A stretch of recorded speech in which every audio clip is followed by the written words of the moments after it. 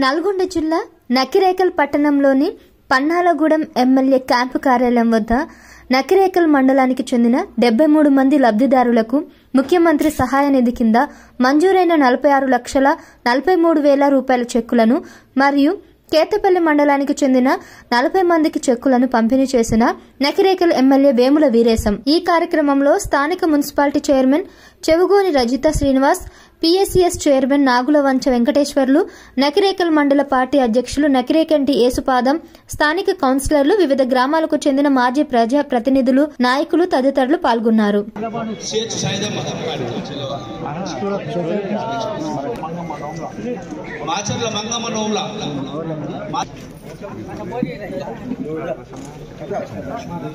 లక్ష్మారెడ్డి వచ్చిండా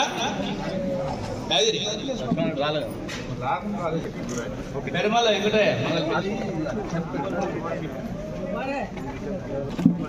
నెక్స్ట్ గొల్లగూడ ఉండండి, మల్లేష్ ఒక్కలో మల్లేష్ గొల్లగూడ, అరవి బొల్లారం గొప్పిడి సుదర్శన్ రెడ్డి,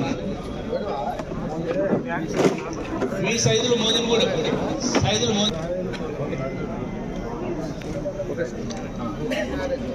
మన్నాపురం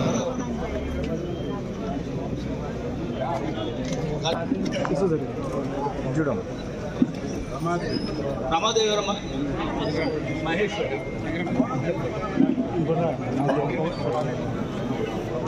రమాది ఇది